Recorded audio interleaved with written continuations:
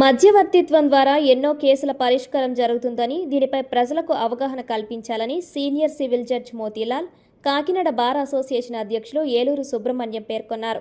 బుధవారం మండల న్యాయ సేవాధికార సంఘం ఆధ్వర్యంలో మధ్యవర్తిత్వం వలన ప్రయోజనాల ర్యాలీని senior civil judge Motilal, Kakinada bar association అధ్యక్షులు ఏలూరు సుబ్రహ్మణ్యం తదితరులు జెండా ఊపి ప్రారంభించారు.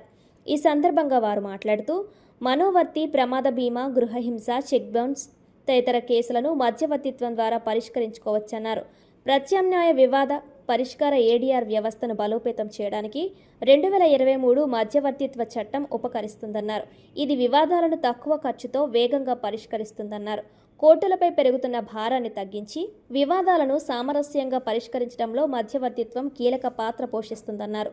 1940, 1996 ఆర్బిట్రేషన్ అండ్ కన్సిలేషన్ చట్టాల ముఖ్యాంశాలపై వివరించారు. న్యాయమూర్తులు చట్టాలపై అవగాహన పెంచుకోవాలని సూచించారు. ఈ కార్యక్రమంలో జాయింట్ సెక్రటరీ బండి నరేంద్ర, కమిటీ సభ్యులు గుత్తుల మంగరాజు, ఎమ్మెల్సీ మెంబర్లు కిల్లాడి దయానందరాజు, భూచక్రవర్తి, ఉమాదేవి, రాజేశ్వరి, సునీల్ కాంత్, యేసుబాబు తదితరులు పాల్గొన్నారు. నా పేరు ఏలూరు సుబ్రహ్మణ్యం, బార్ అసోసియేషన్ ప్రెసిడెంట్ని.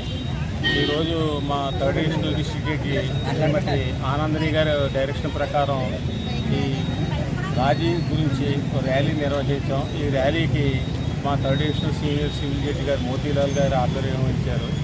ముఖ్యంగా దీని కాన్సెప్ట్ ఏంటంటే, ఎటువంటి కేసు అయినా సరే రాజీ మార్గం ద్వారా మీడియేషన్ ద్వారా రాజీ చేసుకోవచ్చు. దానికి రాజీ అయిన కేసులు కోర్టు ఫీలు కానీ ఇవన్నీ కూడా రెట్టిస్తారు.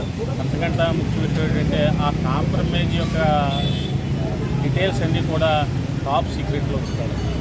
ఈ కాన్సెప్ట్ అది. కాబట్టి ప్రజలందరూ కూడా ఇది ఫాలో అవుతే మంచిదని ఆ కాన్సెప్ట్ తోటి ఆల్ ఓవర్ ఇండియా అంతా కూడా ఈరోజు ఈ ర్యాలీ